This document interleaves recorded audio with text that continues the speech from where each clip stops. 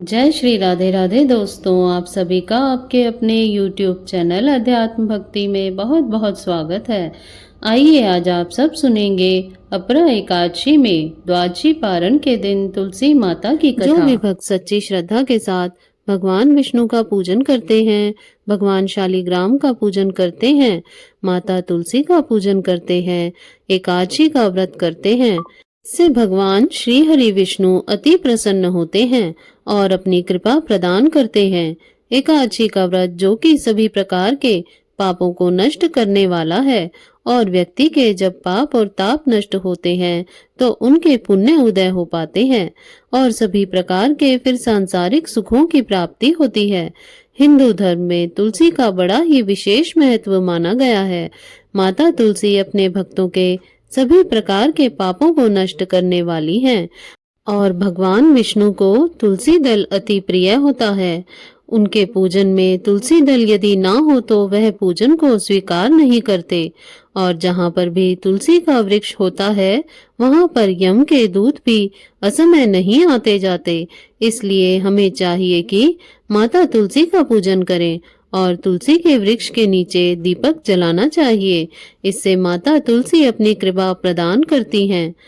माता तुलसी का विवाह भगवान शालिग्राम के साथ पूरे विधि विधान के साथ कार्तिक के महीने में किया जाता है और प्रत्येक दिन भगवान विष्णु का पूजन भी करना चाहिए। भगवान विष्णु के पूजन के साथ साथ माता तुलसी का पूजन करते हुए कथा भी श्रवण करनी चाहिए। इससे भगवान विष्णु और माता तुलसी की कृपा प्राप्त होती है। तो आइए सुनते हैं अपरा एकादशी में द्वादशी पारण के दिन तुलसी माता की कथा। तो बोलिए प्रेम से माता तुलसी की जय, भगवान श्री हरि विष्णु की जय, माता लक्ष्मी की जय, भगवान शालिग्राम की जय, एकादशी माता की जय, सर्व देवी देवताओं की जय। तुलसी से जुड़ी हुई एक कथा जो कि बड़ी ही प्रचलित है। श्रीमद् भागवत देवी भागवत पुराण में इनके दिव्य अवतरण की दिव्य लीला कथा भी बताई गई है। एक बार भगवान शिव ने अपने तेज को समुद्र में फेंक दिया था। उससे एक महान तेजस्वी बालक ने जन्म लिया। यह बालक जो कि आगे चलकर जालंधर के नाम से बड़ा ही पराक्रमी दैत्य राजा बना। इसकी राजधानी का नाम जालंधर नगरी पड़ा।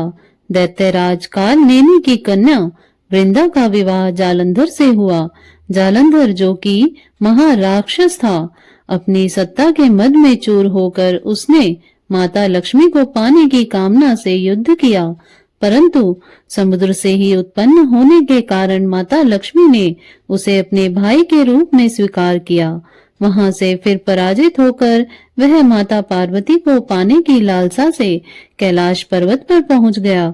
भगवान देव आदिदेव शिव का ही रूप धारण कर वह माता पार्वती के समीप गया, परंतु माता ने अपने योग बल से उसे तुरंत ही पहचान लिया तथा वहां से अंतर ध्यान हो गई। पार्वती ने क्रुद्ध होकर सारा वृतांत भगवान विष्णु को सुनाया।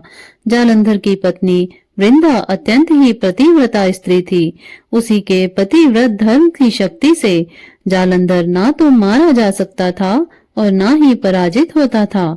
इसलिए जालंधर का नाश करने के लिए वृंदा के पतिव्रत धर्म को भंग करना बहुत जरूरी था। इसी कारण भगवान विष्णु ऋषि का वेश धारण कर वन में पहुंचे। वहां वृंदा अकेली ही भ्रमण कर रही थी, वहां पर घूम रही थी। भगवान के साथ दो मायावी राक्षस भी वहां पर घूम रहे थे। वे जिन्हें देखकर वृंदा भयभीत हो गई और ऋषि ने वृंदा के सामने ही पल में दोनों को भस्म कर दिया।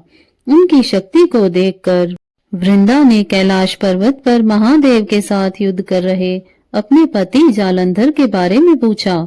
ऋषि ने अपने माया जाल से दो वानर को प्रकट कर दिया। एक वानर के हाथ में जालंधर का सिर था और दूसरे के हाथ में धड़ था। अपने पति की यह दशा को देखकर वह मूर्छित होकर गिर पड़ी। होश में आने पर उन्होंने ऋषि रूपी भगवान से विनती की कि वह उसके पति को जीवित करे। भगवान ने अपनी माया से पुनः जालंधर का सिर धड़ से जोड़ दिया, परंतु स्वयं भी वह उसी शरीर में प्रवेश कर गए। वृंदा को इस छल का जरा भी पता ना चल पाया। जालंधर बने भगवान के साथ वृंदा पतिव्रता सा व्यवहार करने लगी, जिससे उसका सतीत्व भंग हो गया। ऐसा होते ही वृंदा का पति जालंधर, जो कि भगवान शिव से युद्ध कर रहा था, वह युद्ध में हार गया और मारा गया। इस सारी लीला का जब वृंदा को पता चला तो वह क्रुद्ध होकर भगवान विष्णु को शिला होने का श्राप देकर था वह स्वयं भी सती हो गई। जब वृंदा की भस्म वहां पर तुलसी का पौधा बनकर उगी, तब भगवान विष्णु ने वृंदा से कहा कि हे वृंदा, तुम अपने सतीत्व के कारण मुझे लक्ष्मी से भी अधिक प्रिय हो गई हो।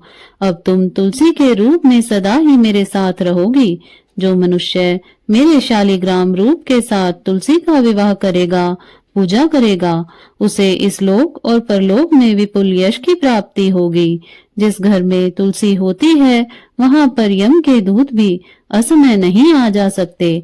गंगा व नर्मदा के जल में स्नान तथा तुलसी का पूजन बराबर माना जाता है।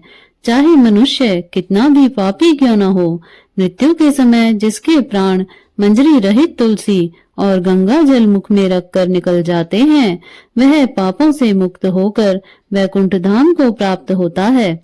जो मनुष्य तुलसी व आंवले की छाया में अपने पितरों का श्राद्ध करता है, उसके पितृ भी मोक्ष को प्राप्त हो जाते हैं। इस प्रकार से जो भी भक्त सच्ची श्रद्धा के साथ, नियम और निष्ठा के साथ भगवान विष्णु का पूजन करते हैं, भगवान विष्णु को तुलसी दल अर्पित करते हैं, भगवान शालिग्राम का पूजन करते हैं, माता तुलसी का पूजन करते हैं, भगवान शालिग्राम के साथ माता तुलसी का विवाह संपन्न करते हैं, उन्हें विपुल यश की प्राप्ति होती है तथा सभी प्रकार के पापों का नाश होता है तथा सभी प्रकार के मनोरथों की सिद्धि होती है। तो बोलिए प्रेम से भगवान विष्णु की जय, माता लक्ष्मी की जय, माता तुलसी की जय, भगवान शालिग्राम की जय, सर्व देवी देवताओं की जय। इसी प्रकार से जो भी भक्त सच्ची श्रद्धा के साथ, नियम और निष्ठा के साथ भगवान का पूजन करते हैं, भगवान शालिग्राम का पूजन करते हैं, तुलसी माता का पूजन करते हैं, उनके सभी प्रकार के दुख और कष्ट दूर हो जाते हैं तथा भगवान विष्णु की कृपा से, माता तुलसी, माता लक्ष्मी की कृपा से व्यक्ति के सभी प्रकार के पाप और ताप नष्ट हो जाते हैं तथा सुख और समृद्धि की प्राप्ति होती है। तो आशा करती हूँ आपको यह जानकारी अच्छी लगी होगी। ऐसे ही ज्ञानवर्धक जानकारियां प्राप्त करते रहने के लिए, व्रत पूजा आदि के बारे में जानने के लिए यदि आप चैनल पर पहली बार आए हैं तो चैनल को सब्सक्राइब कर लें, ताकि आने वाली वीडियो की नोटिफिकेशन आपको समय से मिलती रहे। वीडियो को लाइक करें, शेयर करें। सुखी रहें, स्वस्थ रहें। जय श्री राधे राधे।